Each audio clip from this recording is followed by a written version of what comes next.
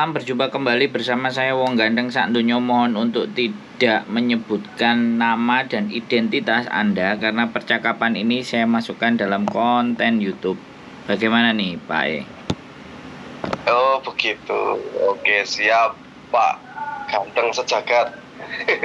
Gini, saya itu ada trouble permasalahan tunggaan tagihan gitu. Jadi saya ini perkenalkan dulu, saya itu dari jasa pengiriman ya, dan ada trouble dengan customer kita yang saat ini posisi ada di Hong Kong Pak, gitu. Siap. Dan nggih, sebelumnya itu untuk pembayaran lancar, cuman setelahnya sampai sekarang ada macet lah, seperti itu, kurang lebih kasusnya seperti itu. Gitu. Apakah kasus seperti ini pernah jenengan tangani atau terjadi atau seperti apa? Mungkin ada solusi atau gimana gitu? Boleh minta pencerahannya? Karena saya sudah berusaha nge-push ke pihak keluarganya pun memang ya angkat tangan juga. Karena yang berhubungan ini dari pihak terkait itu yang posisi sekarang di Hong Kong, seperti itu. Tunggaan ini tunggaan dalam berupa apa ya Pak? Jadi gini, kita kan ekspedisi nih Pak. Kita ekspedisi, jadi customer kita itu posisi ada di Hong Kong. Nah, sistem kita itu kan pembayaran di Hong Kong Pak, untuk ongkirnya. Nah, ongkir ini dibayar di Hong Kong, sementara biasanya lancar. Tapi lama-kelamaan orang ini nggak bayar gitu loh. Orang ini bisnis jualan gitu. Ada produk-produk yang diorder dari Indonesia. Jadi kita sebagai jasa pengiriman, itu ongkirnya itu tidak dibayarkan semuanya gitu. Yang sebelumnya memang ada penyicilan, cuman sampai sekarang orangnya justru malah menghilang, tidak mau respon, tidak mau menjawab sama sekali dari WA atau telepon, seperti itu. Oh, jadi dia order barang tapi tidak dibayar. Betul. Barangnya itu sudah sampai ke tangan dia gitu, si A ini gitu. Dikirimnya dari Indonesia ke Indonesia tapi yang merintah dari Hong Kong. Dari Indonesia ke Hong Kong, Pak. Oh. Saya kan dari ekspedisi Indonesia ke luar negeri, Pak, ke Hong Kong, Pak. Gitu. Jadi teman-teman ini nih customer kita, gitu loh. Sama data detailnya ada nggak? Data detailnya dia ada nggak? Oh ada. KTP bahkan, Indonesia ada nggak? Ada.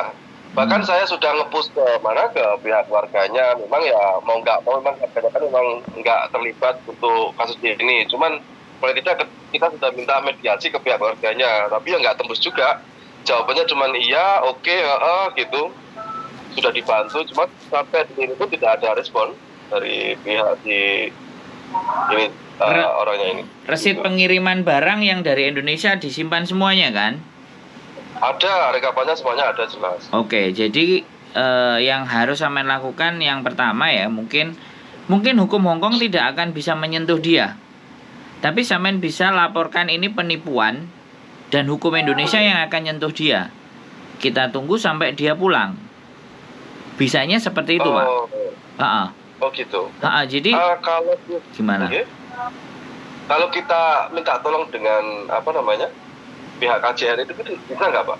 Tidak bisa, karena hukumnya sudah hukum Hong Kong, bukan hukum Indonesia. Oh gitu. Kalau gini, maksud saya gini. Gimana? Bisa nggak kita ajukan dengan data pribadinya kita share ke pihak PJTKI, nanti kita runtut penyalurnya itu yang dari Indonesianya, terus kita tempat dia kerja di mana, terus nomor teleponnya masih aktif, Nah, kita minta Pak dari pihak PJTKI gitu loh, karena kasus seperti ini bukan hanya 1-2 orang yang seperti ini. Ini banyak banget dari teman-teman kita sebagai pemain kargo, banyak yang sampai detik ini bahkan nominalnya sampai miliaran, terus terang gitu. Jadi kalau sampean mau membuat orang ini jadi bermasalah, kan pelaporan penipuan ke kepolisian Indonesia itu kan berlaku sampai 17 tahun, Pak, bahkan 18 tahun. Jadi pelaporan sampean itu masih berlaku di saat sampean tanggal berapa melaporkan. Satu itu. Tapi kalau sampean mau menangkap dia di sini, itu hukumnya sudah hukumnya Hong Kong, bukan hukum Indonesia. Tidak bisa, hukum Indonesia tidak berlaku. Kecuali kecuali sampean punya MOU kepolisian di sini, ada MOU dengan kepolisian Indonesia. Biasanya kalau yang kayak gitu itu kejahatannya money laundry. Masih bisa diurusi. Kemarin kan saya sempat ke markas besarnya kepolisian cabang Wancai headquarter. Jadi kejahatan komersial. Nah, kejahatan yang dilakukan di Indonesia, kemudian pengiriman barang di sini, sedangkan di sini dia tidak ada SIUP, tidak ada badan hukum, tapi kemudian dia adalah menjual atau melakukan aktivitas perdagangan dengan, sekali lagi dengan visa dia adalah housekeeping atau domestic helper, itu kesalahan. Jadi kita bisa menindaknya adalah menindak ketika dia penyalahgunaan visa berjualan. Nah, itu yang bisa kita lakukan. Tetapi kalau penipuan, dia sampai mengirim barang dan ternyata dari sini dia tidak membayar, maka ya itu. Makanya kalau sampean mau melaporkan, sampean datangnya ke Hong Kong, kemudian melaporkan pihak-pihak ini dengan KTP-nya semuanya komplit lengkap. Nah, baru terus diproses sama polisi Hong Kong. Tuduhan kita dia melakukan penjualan, tetapi itu tidak bisa karena polisi harus membuktikan ada nggak terjadi transaksi dia dan customernya dia melalui langsung video atau chat. Nah, kalau itu kemungkinan masih bisa, Pak, karena sampai sekarang pun saat ini masih beroperasi. Kebetulan kita kan pemain kargo semuanya tahu lah gitu loh. Jadi sampai detik ini pun orang tersebut ini masih beraktivitas untuk jual beli produknya mereka. Nah, gitu. Kalau sampean bisa kayak gitu, otomatis sampean di sini jadi detektifan, sampean mengikuti aktivitasnya dia atau mencoba sampean menjadi pembelinya.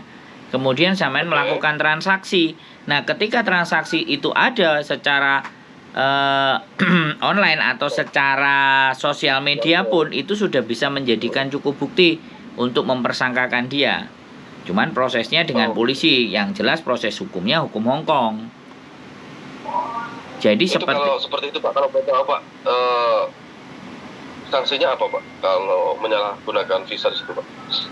Pidana atau denda atau apa? Ya bisa dia dipulangkan, di blacklist. Nah, gitu. Jadi kalau sampean mampu dan bisa membuktikan, yang jelas dia akan pulang. Lah, pada saat pulang, nah, laporan sampean yang polisi di Indonesia tinggal nyikat. Jadi prosedurnya seperti itu. Intinya kan dia melakukan transaksi dan tidak mau membayar dan dia berada di sini. Nah, kita jadi datang ke sini, kita lihat aktivitasnya dia bagaimana kita tahu kalau kita bisa nyuruh orang untuk bertransaksi. Kalau sampean misalnya nyuruh saya untuk bertransaksi dengan beliau, ya kemungkinan bisa si anak ini, karena posisi saya sudah aman, bukan sesama PMI-nya. Kalau sesama PNI-nya bertransaksi, nah jual pembelinya tidak ada masalah, penjualnya yang bermasalah. Tetapi ibaratnya pembelinya itu ya membuat penjual itu melakukan hal, sekali lagi perikatan jual beli itu kan karena atas dasar mau sama mau kan, seperti itu. Ya. Nah, itu bisa dilaporkan, dia tinggal di mana, dia ada di mana, sampai bawa buktinya, main itu perkara bisa langsung dari polisi. Cuman agak lama, tapi benar-benar bisa diproses itu. Kalau memang cukup bukti, cukup data, dia ada di mana, majikannya di mana. Kecuali kita pakai cara preman. Kalau cara preman ya kita datengin keluarganya, majikannya. Tapi kalau kita mengintimidasi atau mendatengin keluarganya maksudnya majikannya itu bisa, Anda siapa? Ada masalah apa dengan saya? Anda datang ke rumah saya nyari orang itu. Lah, sampean juga bisa dilaporkan ke polisi karena itu kan tempat tinggal majikan. Kecuali hari libur. Nah, jadi ya agak-agak sedikit lebih rumit, tetapi bukan tidak bisa kalau sampean benar-benar pingin ngejar orang ini gitu loh. Nah, saya menceritakan kondisi di lapangan ya Pak, karena Bapak tadi bertanya ke saya, makanya saya mencoba memberikan gambaran secara di lapangan. Teman-teman di sini, teman-teman di sini juga nggak ada yang punya rasa takut. Kalau udah kayak gitu, nah udah mentalnya seperti itu, itu kita harus melakukan sebuah tindakan. Nah, kalau bisa, maksudnya gini Pak, kalau memang bisa, itu kan kita kerjasama dengan mungkin dengan bisa bantu atau kita langsung dimediasikan dengan pihak KJRI-nya, terus data-data yang terkait itu kita share, kita lengkapi semuanya, karena orang tersebut sudah melakukan penipuan atau seperti apa gitu lah kasusnya gitu kan, seperti itu langkahnya seperti apa gitu kan, paling tidak dengan mungkin bisa bantu gitu. Semen kalau ke KJRI tidak akan ada solusi. Nggak ada solusi. Tidak bisa, karena ini sudah teritorial wewenangnya itu Hong Kong. Dia berada di Hong Kong, berarti dia harus tunduk hukumnya Hong Kong, bukan hukumnya Indonesia. Kalau sampean walaupun data sampean komplit, sampean serahkan ke KJRI, ya mohon maaf sekali lagi, saya nggak mau bicara dan bagaimana seperti apa, itu bukan tupoksinya mereka, bukan pekerjaannya mereka. Nah, kita melaporkannya ke polisi Hong Kong kalau ada di sini. Tapi kalau memang sampean benar-benar tahu, ya tinggal nggak apa-apa, didatengin aja, kemudian ditagih, kemudian dilaporkan polisi, alamatnya majikan ada, nggak ada masalah itu. Dia jadi laporannya pengiriman barang itu atas nama dia dari Indonesia ke Hong Kong, artinya kan dia melakukan aktivitas usaha atau bisnis, sedangkan itu menyalahgunakan sekali lagi visanya dia. Nah, kita bisa perkaranya seperti itu Mas Bro. Dan sampean karena sampean korban, ya pelapornya harus sampean individu. Bisa seperti itu. Jadi saya lebih perjelas lagi. Jadi laporan-laporan pengiriman sampean benar-benar atas nama dia. Nama di KTP-nya dia, KTP Hong Kong, KTP Indonesia ada. Nah, itu bisa diperkarakan. Cuman kita nggak tahu proses dari polisi itu berapa lama. Sampean memfollow up-nya, nanti polisi. Nah, sampean tinggal follow up lagi ke kantor polisi. Ini saya juga lagi mengurusi penipuan jamaah haji. Saya juga penipuan investasi. Sampai investasi apa itu? Investasi kirim dana. Mungkin kayak pasar modal atau kayak saham gitu loh. Pakai aplikasi. Nah, saya juga lagi ngurusi beberapa kasus-kasusnya mereka untuk ke polisi. Makanya kan kenapa kita hubungannya sama polisi kemarin, karena ada itu. Dan kebetulan polisi pun lagi butuh sosial media kita untuk digunakan sebagai campaign money laundry, karena banyak dari teman-teman ini yang nggak tahu ATM dan rekeningnya itu dijual. Gini Pak Ngapunten, kalau andai kata kita minta bantuan dari jenengan sendiri untuk follow up ke orang tersebut, bisa nggak Pak, dari tim jenengan sendiri gitu? Nah, butuh waktu dan otoritasnya saya ini sebagai apa, kan seperti itu.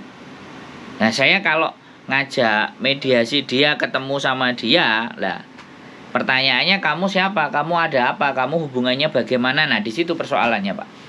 Saya juga kena hukumnya Hong Kong jatuhnya kalau kayak gitu. Kalau masalah itu kan nanti kita bisa dikuasakan Pak, kalau catatan itu paling tidak ada komunikasi dulu sebelumnya kan bisa Pak, gitu. Kalau dikuasakan terus, nah soalnya sekali lagi saya mau nuntut dia ini atas kuasa dari sampean nih. Kan kalau di Indonesia itu kalau pelaporan pertama pasti si korban kan Pak. Nah, ini harus korban dulu, sampean yang harus ke sini.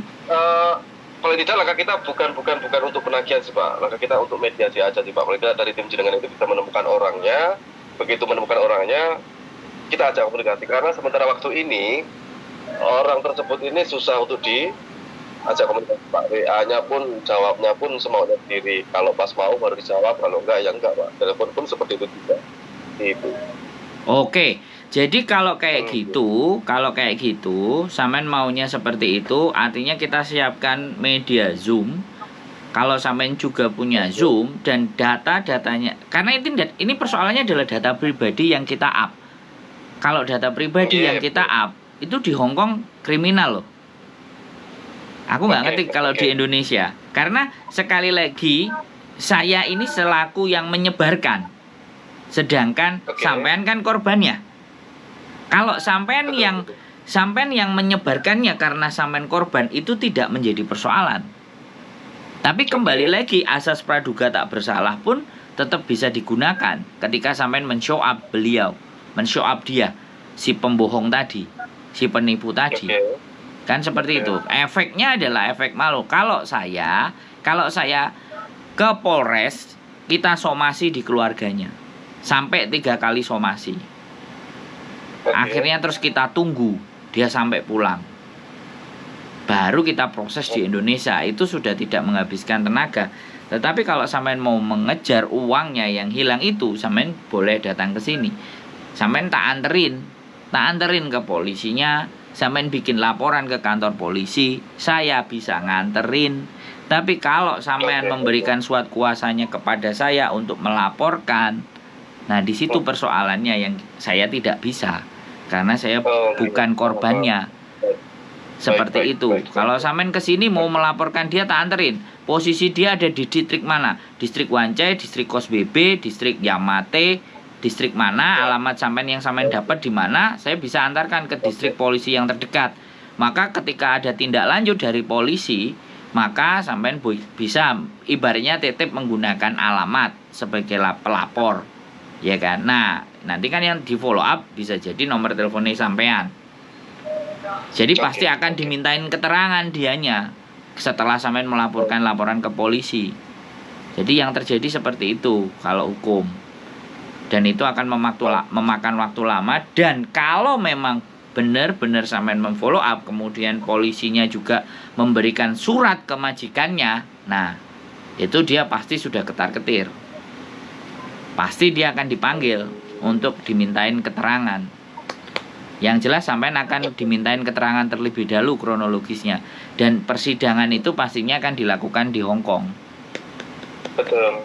Tidak dilakukan di Indonesia. Seperti itu. Kalau cuma nganterin ke pengadilannya, sampean mau sewa rumah atau kos-kosan yang ada di sini, lah saya bisa menunjukkan. Tapi untuk mengajak berkasus atau untuk mengajak bermediasi dengan dia, bisa jadi kan dia juga lari duluan. Oke. Jadi seperti itu. Nah, jadi mohon dipertimbangkan, dan saya mohon maaf untuk membantunya belum bisa totalitas, tetapi setidaknya sampean tak berikan gambaran penjelasan. Nah, kebetulan tanggal 23 besok Agustus saya pulang ke Indonesia, rumah saya di Kediri, rumah mertua. Kalau jenengan mau ngobrol silaturahmi, monggo, saya seneng nambah seduluran. Kalau saya positif aja. 23. Halo? Tanggal 23 ini? Tanggal 23, 24 sama saya nyampe Indonesia, paling turun di Surabaya. Mau ke imigrasi dulu.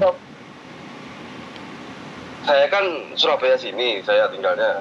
Jenengan landing Surabaya pas tanggal 24 jam berapa? 24 jam 10 kalau nggak jam 11. 10 malam?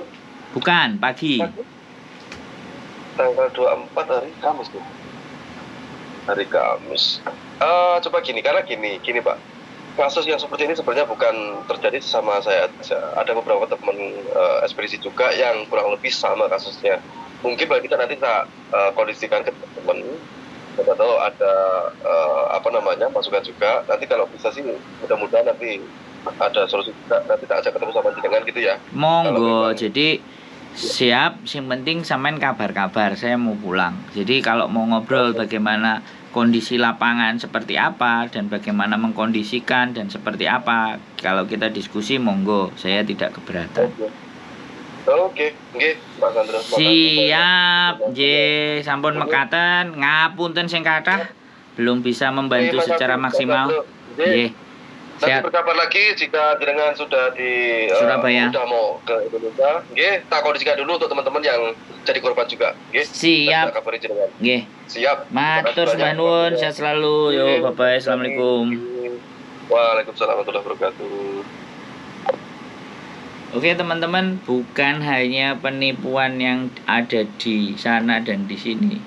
Orang yang di Hong Kong pun ada yang, ya kita nggak tahu ya. Sekali lagi buat teman-teman semuanya, banyak hal modus, banyak hal cerita, dan banyak hal kejadian-kejadian di muka bumi ini kita nggak tahu siapa yang benar dan siapa yang salah. Tapi setidaknya sebagai manusia ya kita sampaikan sesuai dengan kapasitas dan kemampuan kita. Tetap semangat, keep stay tune my YouTube channel, and see you next video. Bye bye.